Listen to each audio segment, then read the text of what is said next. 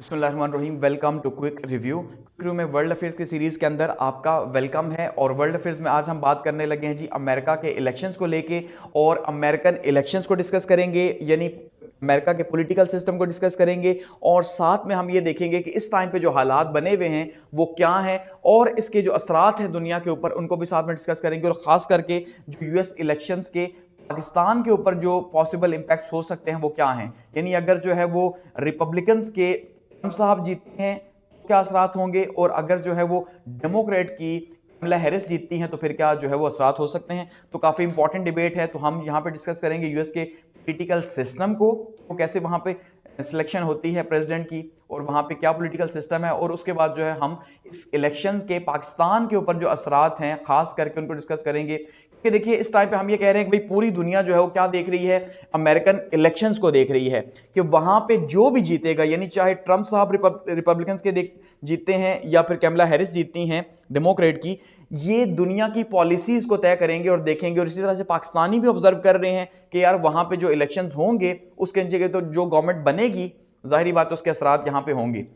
यहाँ पे ये जो सिंबल्स हैं पार्टी के, यहाँ पे आप ये भी देख लें, ये जो गधा है बेसिकली ये सिंबल है जी डेमोक्रेट का, क्या यानी जो कमला हैरिस साहिबा हैं वो गधे के निशान पे लड़ रही हैं, और ट्रम्प साहब जो है वो हाथी के निशान पे लड़ रहे हैं बेसिकली। ठीक है, तो सबसे पहले हम डिस्कस करते हैं थोड़ा सा इंट्रोडक्शन। इस टाइम पे ये कहा जा रहा है कि तकरीबन 18.5 करोड़ के करीब जो वोटर्स हैं वो अपना वोटिंग राइट जो है वो इस्तेमाल करने जा रहे हैं इन इलेक्शंस में, जो कि कब होंगे जी, नवंबर 5 को जो है वो होने जा रहे हैं। ठीक है, तो 5 नवंबर को जो इलेक्शंस होंगे उसमें ये लोग अपना वोटिंग राइट इस्तेमाल करेंगे, और 47th प्रेसिडेंट जो है अमेरिका के उनको इलेक्ट करेंगे। यानी कि इस टाइम पे जो इलेक्ट होंगे, चाहे वो कमला हैरिस साहिबा होती हैं या ट्रम्प साहब होते हैं, वो 47वें जो है वो सदर होंगे अमेरिका के। इसके अलावा ये जो इलेक्शंस होंगे बेसिकली ये सिर्फ सदर के इलेक्शंस नहीं होंगे कि वहां पे सदर के इलेक्शंस है, बल्कि वेरियस फेडरल लेवल के ऊपर, स्टेट लेवल के ऊपर और लोकल पोजीशंस के ऊपर भी इलेक्शंस होंगे।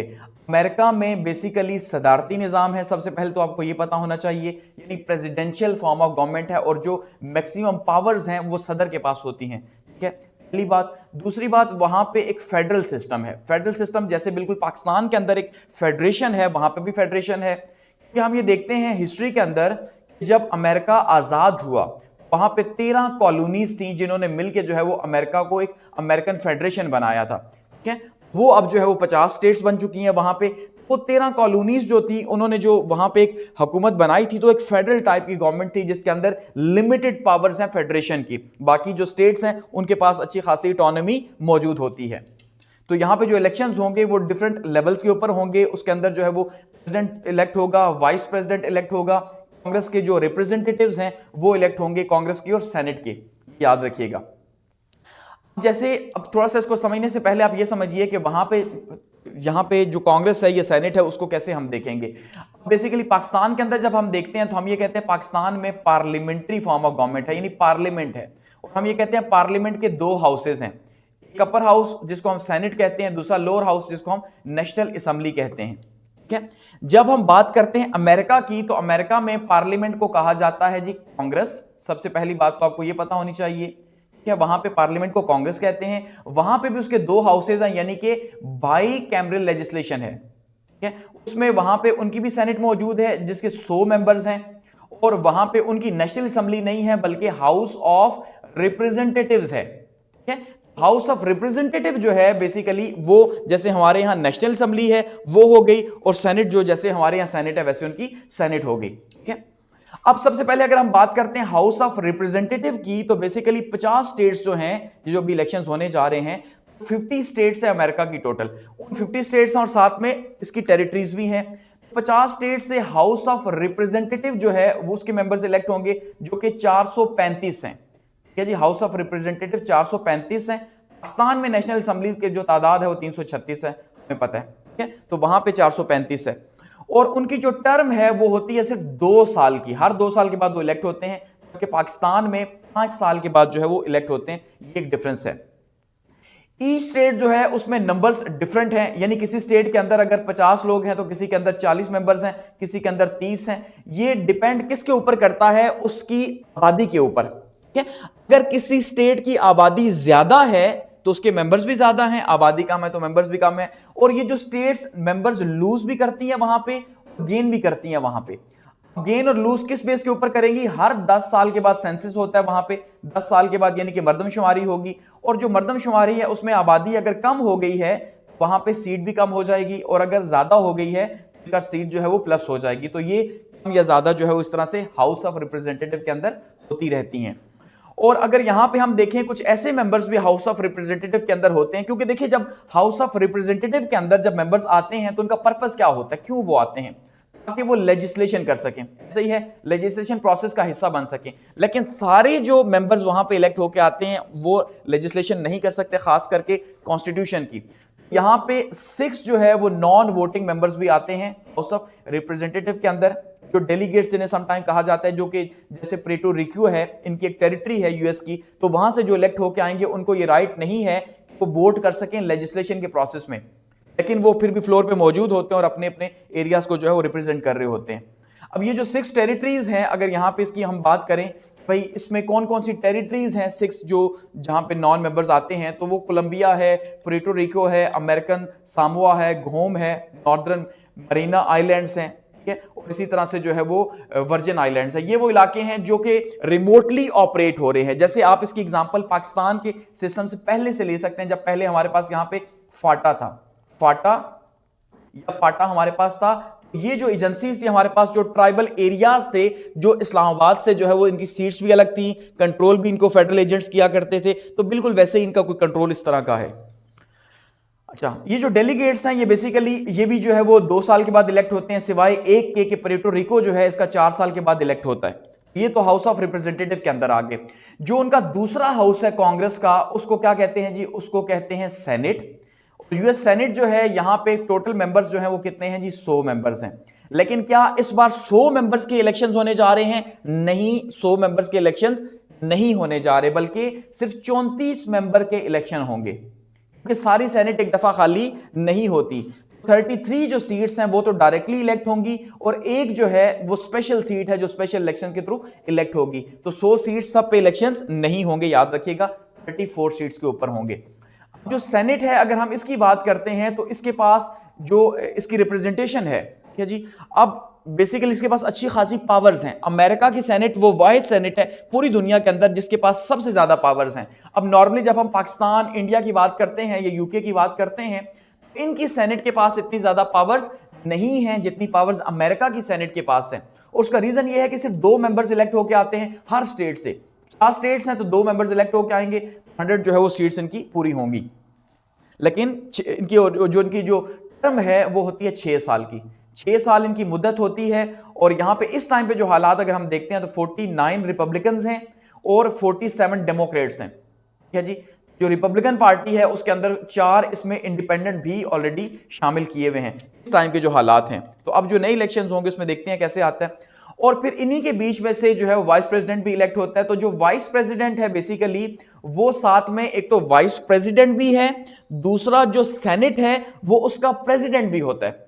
वाइस प्रेसिडेंट जो है वो एक तो इलेक्ट होता है, और दूसरा जो है वाइस प्रेसिडेंट का जो दूसरा होता है वो क्या है जी? वो सेनेट का जो है वो प्रेसिडेंट हुआ करेगा, जो कि बहुत सारे मामलात को सेनेट के देखेगा, क्योंकि सेनेट के पास अच्छी खासी पावर्स है। वहां पे प्रेसिडेंशियल सिस्टम है तो प्रेसिडेंट के पास पावर्स हैं। उसके बाद जो दूसरे नंबर पावर्स हैं वो हैं जी उनकी सेनेट के पास, जहां पे कैबिनेट के मेंबर्स जो है उनकी अपॉइंटमेंट्स करनी है, जो या सुप्रीम कोर्ट के जो जजेस हैं उनकी अपॉइंटमेंट्स करनी है, फेडरल कोर्ट के जजेस की या एम्बेसडर्स की अपॉइंटमेंट करनी है। तो इसमें बहुत ही ज्यादा रोल है वाइस प्रेसिडेंट का और साथ में जो है वो सेनेट का सदर के साथ मिलके।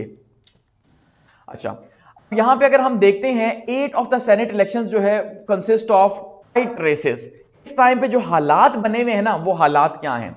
ये कहा जा रहा है कि जो इलेक्शंस हैं, ये जो 8 स्टेट्स हैं ये तय करने जा रही हैं बेसिकली कि अमेरिका में इलेक्शंस जो है वो किस करवट बैठेंगे और अमेरिका की पॉलिसीज क्या होने जा रही हैं। यहां पे बहुत ही टाइट मुकाबला है, बहुत टाइट रेस है, ठीक है। इन 8 जो सेनेट के इलेक्शंस होंगे इन एरियाज के अंदर, मोंटाना में, वेसिकॉन के अंदर, ओहायो के अंदर, ठीक है, निवाडा के अंदर, पेंसिल्वेनिया के अंदर और मिशिगन के अंदर, एरिजोना के अंदर और टेक्सास के अंदर। ये वो 8 जो है ऐसे इलाके हैं आप ये कह लें जहां पे थ्रॉट कंपटीशन है, बहुत सख्त किस्म का कंपटीशन है जो ये तय करेगा कि भाई सेनेट में जो है वो अक्सरियत किसकी होगी जिसकी भी होगी वो फिर जाहिर बात है पॉलिसी मेकिंग के ऊपर बहुत ज्यादा असर करेगा। अच्छा, इनमें से अगर जो 7 स्टेट्स है उनकी बात करें, उसमें इस टाइम पे जो आबादी अक्सरियत जो है वो वोट्स की, वो किसकी है? वो डेमोक्रेट्स की है। डेमोक्रेट्स का मतलब जो बाइडेन की पार्टी है या जो कैमला हैरिस वाली है उनके पास है। रिपब्लिकन्स के पास इतनी नहीं है, ट्रंप वाली पार्टी के पास। तो आगे ये देखना है कि क्या रिपब्लिकन्स जो है वो जीत पाते हैं वहां पे या नहीं जीत पाते। अच्छा, यहां पे जो भी पार्टी जाहिर बात है जीतेगी इन 8 स्टेट्स के अंदर, उसका बहुत गहरा असर होगा और फिर लेजिस्लेशन वगैरह जितनी भी है सारी की सारी उनके कंट्रोल में हो जाएगी। और यहां पे गवर्नर रेसेस भी हैं जी, ठीक है। अगर हम यहां पे वोटर्स देखें कि 11 स्टेट्स में से जो 2 टेरिटरीज हैं, 11 स्टेट्स प्लस 2 तो ये बनती हैं 13 टोटल, यानी कि 13 स्टेट्स बन रही हैं, 2 टेरिटरीज हो रही हैं। और यहां पे जिसमें टेरिटरीज के अंदर पुएर्टो रिको है और अमेरिकन सामोआ है, ये क्या करेंगे जी? ये गवर्नर्स को भी इलेक्ट करेंगे यहां पे 13 स्टेट्स के अंदर बेसिकली, जिसमें अमेरिकन सामोआ है, डेलावेयर है, इंडियाना है, ठीक है। अच्छा, मिसूरी है, मोंटाना है, न्यू हैम्पशायर है, नॉर्थ कैलिफोर्निया है, नॉर्थ डेकोटा है, पुएर्टो रिको है, अच्छा ओथ है, इसी तरह से वेरमाउंट है, वाशिंगटन है और वेस्ट वर्जीनिया है। यहाँ पे गवर्नर्स जो है उनका भी मुकाबला होगा, उनके लिए भी यहाँ पे इलेक्शंस हो रहे हैं। और ये यूएस का मैप आप देखें, इस टाइम पे कट फ्रॉड कंपटीशन यहाँ पे मौजूद है। अब ये तो हो गए अमेरिका के जो सेनेट का स्ट्रक्चर, जो कांग्रेस है उसका स्ट्रक्चर है। यानी कांग्रेस का स्ट्रक्चर क्या देखा कि कांग्रेस का स्ट्रक्चर क्या है जी? कांग्रेस है और उसके 2 हाउसेस हैं। एक जो है वो लोअर हाउस है जिसको हमने कहा हाउस ऑफ रिप्रेजेंटेटिव्स, और दूसरा जो अपर हाउस है उसको हमने नाम दिया जी वो सेनेट है, ठीक है। यहां पे 442 मेंबर्स हैं और यहां पे जो है वो 100 मेंबर्स हैं। अब सवाल ये है कि अमेरिका में जो सदर है वो कैसे इलेक्ट होता है, या जो वोटिंग का सिलसिला है वो कैसे है, ठीक है। अब ऐसा नहीं है कि अमेरिका में सदर जो है वो डायरेक्टली इलेक्ट होता है। अमेरिका में सदर जो है वो इनडायरेक्टली इलेक्ट होता है। डायरेक्टली अवाम अपने वोट से सदर को या वाइस प्रेसिडेंट को इलेक्ट नहीं कर सकती। उसके लिए वहां पे होता है जी इलेक्टोरल कॉलेज। अब देखते हैं इलेक्टोरल कॉलेज क्या है। अब आपको पता है पाकिस्तान के अंदर भी सदर जब इलेक्ट करते हैं, पाकिस्तान में भी इलेक्टोरल कॉलेज ही होता है, ठीक है। पाकिस्तान की जो 4 असेंबलियां हैं वो प्लस जो है वो नेशनल असेंबली प्लस जो है वो सेनेट, इनके सब के जो है नंबर्स मिलते हैं। तो उसके बाद क्या होता है जी, फिर यहां पे भी इलेक्टोरल कॉलेज बनता है। उसको जब असेंबलियां हैं उसके सबसे कम वोट जो बलूचिस्तान की हैं तो उसके अकॉर्डिंगली बाकी असेंबलीज के वोट भी इक्वल किए जाते हैं। तो इसी तरह से अमेरिका के अंदर भी सदर डायरेक्टली इलेक्ट नहीं होगा, बल्कि वहां पे इलेक्टोरल कॉलेज है। इलेक्टोरल कॉलेज का मतलब कॉलेज नहीं, बल्कि एक जो है वो एक नंबर्स बनाए हुए हैं कि किस तरह से इसको इलेक्ट किया जाएगा। तो डायरेक्टली इलेक्ट नहीं होता, बल्कि इनडायरेक्टली वहां पे सदर भी और प्रेसिडेंट भी इलेक्ट होगा। कैसे होगा? अब देखिए उनका जो इलेक्टोरल कॉलेज है वो बेसिकली इस तरह से है कि वहीं पे जो उनके जो सूबे हैं जिनको हम कहते हैं स्टेट्स, उन स्टेट्स के अंदर दोनों पार्टीज जो हैं, यानी जो रिपब्लिकन्स हैं वो भी और जो डेमोक्रेट हैं वो भी, जो बाइडेन की पार्टी भी और ट्रंप की पार्टी भी, इन दोनों ने अपने नुमाइंदे वहां पे खड़े किए हुए हैं। इलेक्शन से पहले ही अपने नुमाइंदे खड़े कर देते हैं, जैसे हमारे यहां सूबों के अंदर इलेक्शंस होते हैं, ठीक है, बिल्कुल इसी तरह से। अब जो स्टेट्स हैं, अब हर स्टेट में डिफरेंट है। अच्छा, ये सिस्टम इलेक्शंस का ऐसा नहीं है कि हर जगह पे अवाम ही इलेक्ट करेगी, थोड़ा सा सिस्टम इनका डिफरेंट है, स्टेट टू स्टेट वेरी करता है क्योंकि फेडरेशन है, जाहिर बात है। अब सवाल ये है कि इन्होंने ये इलेक्टोरल कॉलेज क्यों बनाया हुआ है? ये करते क्या हैं जी कि ये अपने रिप्रेजेंटेटिव डेमोक्रेटिक पार्टी भी और रिपब्लिकन पार्टी भी अपने मेंबर्स वहां पे खड़े करती है और फिर वहां पे उन्हें मिलते हैं वोट। क्या वोट कितने मिलते हैं? 2 वोट तो वो हैं जो सेनेट के हैं हर स्टेट से, प्लस इसमें ऐड होता है जितने भी उसके हाउस ऑफ रिप्रेजेंटेटिव के नंबर्स हैं, यानी कि अगर वो 30 हैं, 40 हैं या 50 हैं वो भी साथ में होंगे। लेट सपोज अगर हम कैलिफोर्निया की बात करते हैं, वहां पे 54 अगर सीट्स हैं, क्या जी 54 में से 2 तो होगी जो सेनेट की हैं, 2 जो है जो 52 हैं वो बेसिकली उनके जो है वो दूसरे मेंबर्स हैं रिप्रेजेंटेटिव के। 54 जो है वो इलेक्टोरल कॉलेज में ऐड हो जाएगा कैलिफोर्निया का। इसी तरह से पेंसिल्वेनिया है या ओहायो है, तो बाकी स्टेट्स जो है उनके इस तरह से इलेक्टोरल कॉलेज बनता है।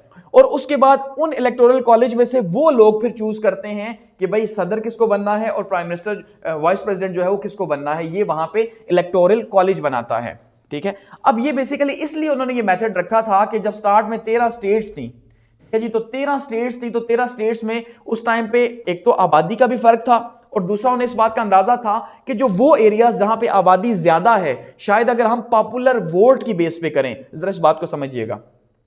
मैं ये कह रहा हूं कि अगर जैसे हमारे यहां इलेक्शंस होते हैं ना, तो जिसको पॉपुलर वोट मिलते हैं, जिसको ज्यादा वोट मिलेंगे, सारी बात वो जीत गया। जिस कैंडिडेट को, तो वहां पे थोड़ा सा पॉपुलर वोट के ऊपर कैंडिडेट सदर का इलेक्ट नहीं होता। जैसे हिलरी क्लिंटन 2015 के अंदर जो है वो हारी थी, जीत के भी हार गई थी, वोट ने ज्यादा मिले थे लेकिन वो इस इलेक्टोरल कॉलेज में हार गई थी। इलेक्टोरल कॉलेज उनका डिफरेंट टाइप का है। ये जो कैंडिडेट्स हैं ये सारे के सारे क्या जहां से इलेक्ट होंगे अपने इन एरिया से, स्टेट से, वो इलेक्ट करेंगे किसको जी, सदर को, प्राइम मिनिस्टर को। उसकी वोटिंग होगी दिसंबर 17 को। उसकी वोटिंग एकदम से नहीं होगी बल्कि वो दिसंबर 17 को होगी और जनवरी में जाके कहीं सदर साहब जो है वो इलेक्ट होंगे। तो 48 स्टेट्स हैं, वहां पे प्रेसिडेंशियल कैंडिडेट्स जो है उनके लिए जो है वो वोट होगी और वो सारे फिर फैसला करेंगे कि क्या जीतेंगे। और दो जो है मायानी और नब्रास्का जो है यहाँ पे इनके अलग से थोड़ा सा होते हैं, ठीक है, इन दो स्टेट्स को छोड़ के बाकी के 48 स्टेट्स के वैसे ही होंगे। इसके अलावा यहां पे इनके इलेक्टोरल कॉलेज के अंदर एक और चीज है जिसको आपको समझना है, वो है जी विनर टेक्स ऑल मेथड, जो इन दो में मियामी और नब्रास्का के अंदर अप्लाई नहीं होता, बाकी 48 स्टेट्स में अप्लाई होता है। अब विनर टेक्स ऑल का क्या मतलब है? लेट्स सपोज एक स्टेट है, एक रियासत है अमेरिका की, जैसे कैलिफोर्निया की एग्जांपल ही लेते हैं, वहां पे अगर 54 सीट्स हैं, ठीक है जी, इलेक्टोरल कॉलेज की, होगा ये कि वहां पे जब इलेक्शंस होंगे तो डेमोक्रेट को, लेट्स सपोज अगर हम ये कहते हैं डेमोक्रेट के वहां पे मिलते हैं जी 30 सीट्स, और इसी तरह से रिपब्लिकन पार्टी जो है उसको मिलती है वहां पे 25 सीट्स। सो जीतने वाली पार्टी कौन सी है? डेमोक्रेट है, क्योंकि उसको 30 मिली हैं। तो विनर टेक्स ऑल का रूल अप्लाई होगा और ये जो 25 सीट्स हैं ये भी चली जाएंगी किसकी तरफ जी? डेमोक्रेट की तरफ, रिपब्लिकन की भी, क्योंकि जो जीतने वाली है बाकी हारने वाली सीट्स भी पार्टी की उसी की तरफ ही चली जाएंगी, सारा कुछ उसी को मिलेगा। तो जो इलेक्टोरल कॉलेज है वो किसकी फेवर में चला जाएगा? वो जीतने वाले कैंडिडेट की फेवर में चला जाएगा। यहां पे इन्होंने ये सिलसिला रखा हुआ है और उसका पर्पस ये था कि भाई ऐसा ना हो कि जो आने वाले कैंडिडेट्स हैं वो सिर्फ जो है वो बड़ी रियासतों को देखते नहीं और छोटी रियासतों को पूछे ही ना जहां पे आबादी कम है। तो इसलिए उन्होंने एक बैलेंस बनाने के लिए ये सिस्टम किया हुआ है विनर टेक्स ऑल का, कि जो जीतेगा सब वो लेके चला जाएगा। समझ गए हैं ना? तो ये इनका इलेक्टोरल कॉलेज बनता है और ये इलेक्टोरल कॉलेज जो है फिर जब पूरी वोटिंग हो जाएगी और वहां से जो जीत के आएंगे वो इलेक्टोरल कॉलेज बनाएंगे और वो तय करेंगे कि भाई अब जो है वो किसको 200, क्योंकि जिसको भी 272 जो है वो वोट मिलेंगे इलेक्टोरल कॉलेज के अंदर, चाहे कमला हैरिस हैं उनको मिले या फिर चाहे जो है वो मिले जी डोनाल्ड ट्रंप साहब को, वो जीत जाएंगे। इस तरह से ये सारे का सारा सिलसिला जो है वो होगा। बहुत सारी स्टेट्स में इलेक्शंस से पहले इलेक्शंस होते हैं अमेरिका के अंदर, ये भी एक उनका सिलसिला है, ठीक है जी। प्री इलेक्शंस वहां पे हो जाते हैं। प्री इलेक्शंस का मतलब ये होता है कि वहां पे एक एनवायरनमेंट क्रिएट किया जाए, दूसरा अपने वोटिंग सिस्टम को जज किया जाए, दूसरा लोगों को मोटिवेट किया जाए इलेक्शंस के लिए। तो वहां पे कुछ स्टेट्स के अंदर जो है वो पहले इलेक्शंस हो जाते हैं, इलेक्शन से एक आध हफ्ता या 10 दिन पहले इलेक्शंस हो जाते हैं। अब ये जो इलेक्टोरल कॉलेज है जिसमें मैंने आपको बताया कि यहां का सिलसिला इस तरह से है, कई शहर जहां पे अर्बनाइजेशन ज्यादा है, आबादी ज्यादा है, उसकी आबादी को बैलेंस करने के लिए और पूरे मुल्क का फोकस या बराबरी बनाने के लिए इन्होंने इलेक्टोरल कॉलेज इंट्रोड्यूस करवाया, जिसमें अभी रिफॉर्म्स की बात हो रही है कि भाई ये क्या हुआ कि वोट तो ज्यादा पड़ जाए लेकिन बंदा फिर भी हार जाए इलेक्टोरल कॉलेज की वजह से, जैसे 2016 के अंदर जो है वो हिलरी क्लिंटन साहिबा जो है वो हार गई थी और डोनाल्ड ट्रंप वहां पे जीत गए थे। तो ये एक प्रॉब्लम जो है वो फिलहाल है उनके वोटिंग सिस्टम के अंदर। अच्छा, अगर हम यहां पे देखते हैं what are battleground states की, कौन कौन सी बैटल ग्राउंड स्टेट्स हैं जहां पे डेमोक्रेट और रिपब्लिकन जो है वो इस टाइम पे उनके हालात काफी टाइट है। जिस नॉर्मली अमेरिका के इलेक्शंस में जो स्टेट्स हैं उनकी दो तरह से ट्रेंड्स हम देखते हैं इलेक्शन के अंदर। एक होता है स्विंग स्टेट्स। स्विंग स्टेट्स का मतलब है कि वो किसी एक साइड पे ही स्विंग की हुई होंगी, झूली हुई होंगी, झुकाव होगा उनका ना, यानी या तो वो डेमोक्रेट की स्टेट्स होंगी या रिपब्लिकन की होंगी। समझ गए? जैसे पाकिस्तान के अंदर हम ये कहते हैं जी सिंध में पीपल्स पार्टी है, केपी के अंदर पीटीआई है, पंजाब में नून लीग है, एग्जांपल देते हैं। तो ये स्विंग है इनका ज्यादातर। बाकी और सब स्टेट्स हैं जहां पे बहुत टफ किस्म का कंपटीशन है और जो डिसाइड करेगा एक्चुअली में कि भाई जो है वो क्या होने जा रहा है वहां पे, जिसके अंदर हम देखते हैं जी विस्कॉन के 10 यहां पे हैं सीट्स हैं, ये बहुत ज्यादा बैटल ग्राउंड है और 7 बैटल ग्राउंड स्टेट्स यहां पे हम देखते हैं। एरिजोना के अंदर 11 वोट हैं वो, ठीक है जी। जॉर्जिया के अंदर, मिशिगन के अंदर, निवाडा के अंदर, नॉर्थ कैलिफोर्निया के अंदर, पेंसिल्वेनिया के अंदर, यहां पे बहुत ही टफ किस्म का जो है वो कंपटीशन है और एक्सपेक्ट किया जा रहा है 2024 में ये बहुत ही टफ है और ये फैसला करेगा कि क्या होगा। इसके अलावा 25 स्टेट्स में अर्ली वोटिंग भी हो चुकी है, जो मैंने आपको बताया कि भाई कुछ पहले वोटिंग होती है जिससे ये अंदाजा होता है कि भाई वहां पे क्या हालात है। तो वहां पे 42.9 मिलियन लोग जो हैं तकरीबन जो है उन्होंने अपने वोटिंग का राइट कास्ट किया वहां पे, जो 1.4% इस टाइम पे बनता है। How large is the voter turnout? अब वोटर टर्नआउट की अगर हम बात करते हैं तो वोटर टर्नआउट डिफरेंट है, ठीक है जी। अब 2016 के अंदर जैसे जो है 60% रहा और इसी तरह से 60.1% रहा, 2008 के अंदर जो है वो 61.6% रहा। वोटिंग टर्नआउट डिफरेंट है, किसी इलाके में कम है, किसी में ज्यादा है, ये थोड़ा सा इसका डिफरेंस हम देखते हैं कि हमें नजर आता है। ठीक है जी, तो ये एक फर्क जो है वो हमें नजर आता है वोटर टर्नआउट के अकॉर्डिंगली अगर हम देखें। यहां पे आप इस मैप के अंदर देखिए तो आपको वोटर टर्नआउट नजर आएगा कि सबसे कम वोटिंग टर्नआउट कब रहा जी, 48.9 रहा, ये 1924 में है।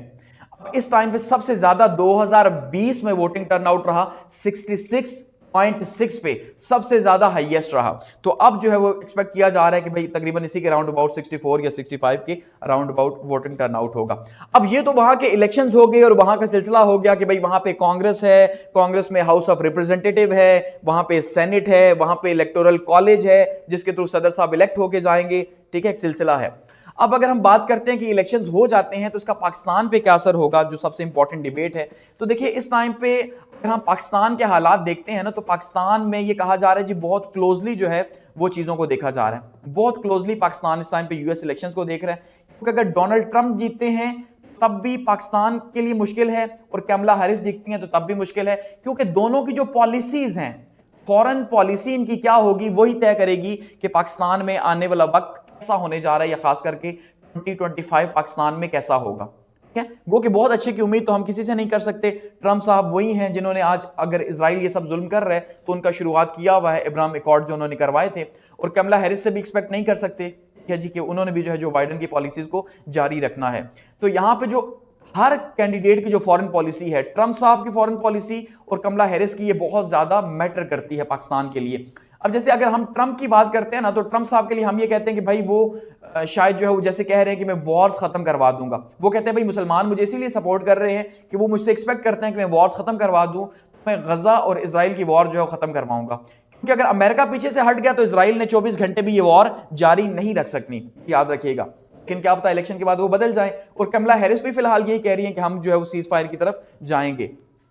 तो पाकिस्तान पे इंपैक्ट कहां पे पड़ेगा जी, सिक्योरिटी कॉपरेशन के ऊपर बहुत बड़ा इंपैक्ट पड़ेगा। क्या जो है वो नया सदर जो है वो पाकिस्तान के सिक्योरिटी कॉपरेशन को जारी रखेगा, इकोनॉमिक टाइज वैसे ही रहेंगी, क्योंकि हमारी सबसे ज्यादा एक्सपोर्ट्स अमेरिका को जाती हैं, और रीजनल पावर डायनामिक्स में खास करके चाइना को वो नया सदर कैसे देखेगा या इंडिया को कैसे देखेगा। फिलहाल तक चाइना जो बाइडेन साहब के लिए अगर आप देखेंगे डेमोक्रेट्स के लिए तो एक थ्रेट के तौर पे है, लेकिन रिपब्लिकन इसे कैसे देखेंगे अब ये देखना है फिलहाल, क्योंकि वो चाइना के अगेंस्ट में इंडिया को जो है वो बूस्ट कर रहे हैं, जिसका नुकसान पाकिस्तान को भी है।